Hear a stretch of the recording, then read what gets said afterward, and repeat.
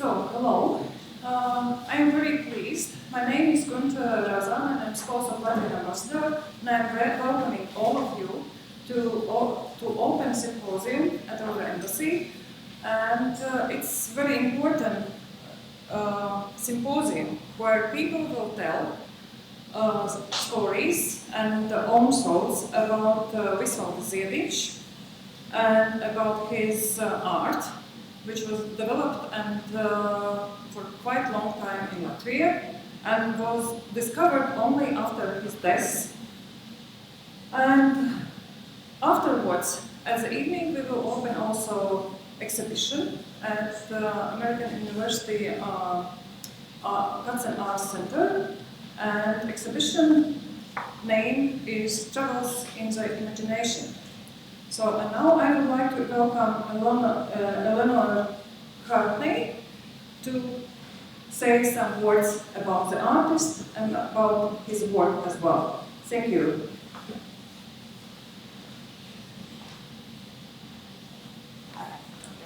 Thank you very much. Okay, thank you all for coming on this swelteringly hot day. As you, I imagine, know, the title of this symposium is Visvalds Ziediņš, and I, of course, hope I am pronouncing this correctly, and the Art of Nonconformism. I'm one of the organizers of the exhibition at American University, but I am by no means an expert on his work. We do have the expert here, and she'll be talking later. Before we begin, I want to just give thanks to many of the entities that have made this possible. First of all, of course, to the Latvian Embassy for allowing us to have this symposium in this incredibly beautiful room. I also want to thank Ieva Kalnina, who is, in fact, the expert, and her Institute of Contemporary Art in Riga, and Jack Rasmussen of the Katzen Arts Center at American University. This was a kind of a really multi-pronged project, and it has in fact two parts. One is this symposium, the other is the exhibition, which I hope you will all have an opportunity to come and see after the symposium for a private reception at American University.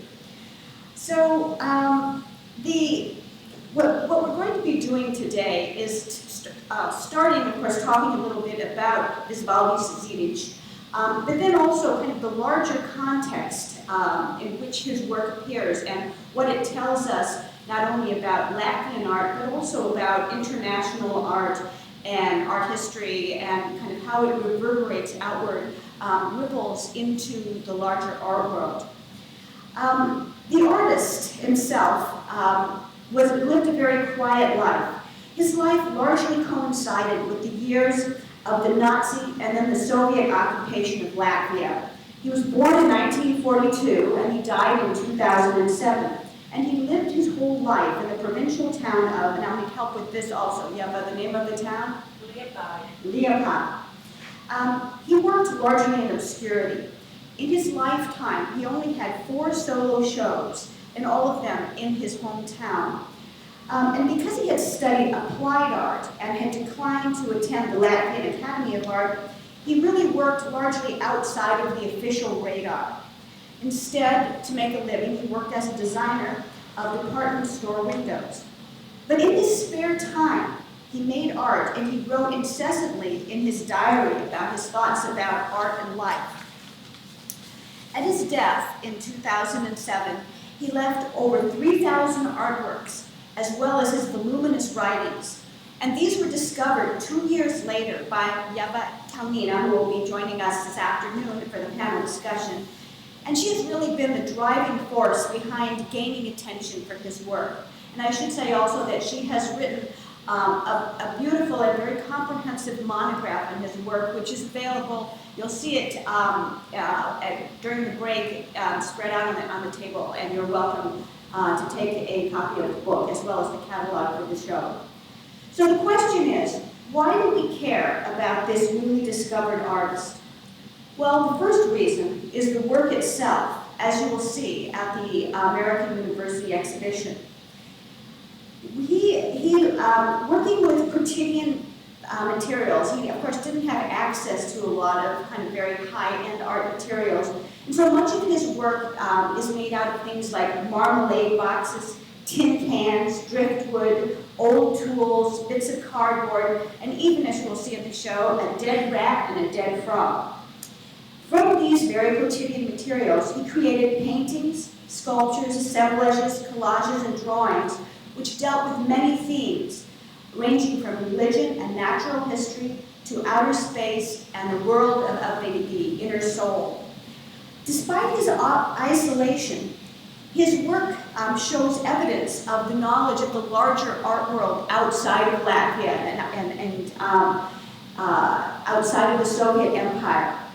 In certain ways, he apparently, from what we've been able to glean from his writings and the story of his life, and again, Yeva can elaborate on this, he made a few trips to Moscow. He traveled very little, but he also pored over legally obtained art magazines that gave him a view into some of the big art exhibitions that were happening on the other side of the Iron Curtain. His work, thus, contains echoes of artists that are perhaps more familiar to us in the West, artists like Picasso, Dali, Rauschenberg, Cornell, and many others. And his work reveals a kind of wide-ranging, searching imagination that uses these influences to create something that is truly unique. So this is one reason we care. But there's a second reason that we care about this artist, and that is that he's part of a larger story. And that's one of the things that we're going to be addressing in this symposium today. And this is, first of all, the story of resistance to the official culture of the Soviet Union. Throughout the empire, the spirit of the avant-garde, which apparently was crushed by Stalin, in fact, lived on in the work of a group of what has become known as nonconformist artists.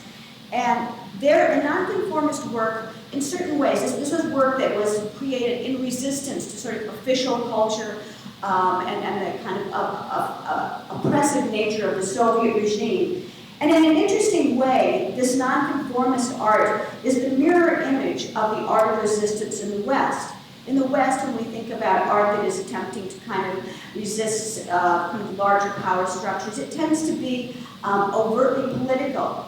But in the Soviet Empire, where art was supposed to serve the state, the most kind of effective way to resist it was by preserving a sphere of private imagination and by exploring things like beauty, spirituality, metaphysics, and abstraction that were largely banned from official Soviet art. Alla Rosenfeld, who I will introduce in a moment, will be discussing this as she's an expert on nonconformism and will give us a kind of sense of the larger context of the nonconformist movement throughout the Soviet Empire. The second reason that we are interested in Zidić is that he's also part of the story of Latvian modern art and the story of how Latvian artists responded to the Soviet occupation in a unique way and how their scene unfolded under its shadow. Zidić has not, until now, really been a part of the kind of more accepted art historical understanding of Latvian art. And so one of the things that we hope this exhibition and this symposium will help to do is to help us understand him in that context and to understand how his work is part of that and how that work can be magnified and our understanding of it can change by getting to know more about his work. And Mark Allen Swede, who is an expert in Latvian contemporary and modern Latvian art, will help us in his talk about that. Now, there are two parts to this symposium. First of all, we will have these two lectures by these eminent scholars, which will give us a kind of signpost to understand this work. Then we'll take a break, and it will be followed by a panel in which we'll sort of tease out, again, some of the themes and talk about this sort of larger context, more specifically in relationship to Zidić's work. And following that, as I mentioned, you are all invited to the American University to see this first in America exhibition of the work of Visvaldi Zidić. So what I want to do now is to introduce our speakers. First of all, the first speaker will be Dr. Alla Rosenfeld. who is adjunct professor at Rutgers University, where she teaches various courses on Russian art and culture. In 2014, Dr. Rosenfeld was awarded a fellowship for the Center for Advanced Study of the Visual Art at the National Gallery of Art in Washington, D.C., so she's no stranger to this city. From October 2006 to February 2009, Dr. Rosenfeld was vice president and senior specialist in Russian painting department at Sotheby's, New York. Prior to joining Sotheby's, she worked at the Jane Voorhees Zimmerli Art Museum, and she was a curator at that museum, curator of Russian art at that museum from 1992 to 2006, and also served as director of the Zimmerli's Russian art department. And in another kind of activity that's very relevant, I think, to this project here, for the last 5 years, she has been a member of the international jury for the Kandinsky Prize for Contemporary Russian Art. So she'll be talking about the nonconformist context of Ziewicz's work.